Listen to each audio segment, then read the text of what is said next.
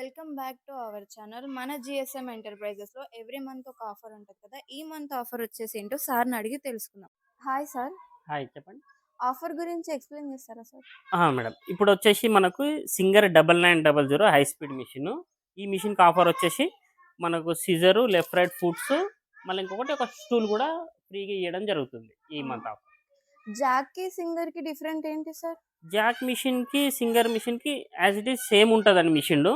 దీంట్లో ఆఫర్ వచ్చేసి customer care service centre ఉంటుంది. దీనికి టోల్ ఫ్రీ నెంబర్ కాల్ చేసి మీరు సర్వీస్ సెంటర్కి కాల్ చేస్తే డోర్ స్టెప్ వచ్చి సర్వీస్ చేస్తారు మీకు ఈ మిషన్కి. అయితే దీనికి కస్టమర్ కేర్ సర్వీస్ అనేది ఉండదు. మళ్ళీ దీనికి 3 ఇయర్స్ వ్యారంటీ ఉన్నది.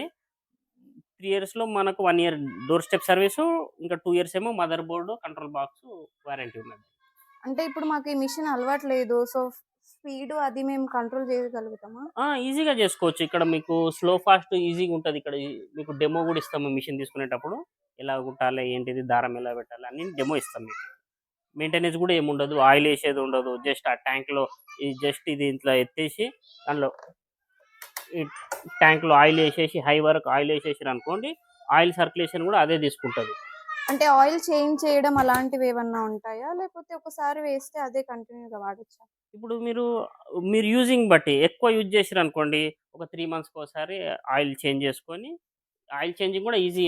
వెనకకు నట్టు ఓపెన్ చేసేస్తే మీకు కింద బాటిల్ పట్టుకోండి కిందికి వచ్చేస్తుంది. దాని తర్వాత మీరు మళ్ళీ ఇది ఆయిల్ ఒక స్పాంజ్తో తుడిచేసి మళ్ళీ ఫ్రెష్ ఆయిల్ 1/2 లీటర్ వేసేసారు అనుకోండి, అయిపోతుంది. దాని మెయింటెనెన్స్ ఏమి ఉండదు.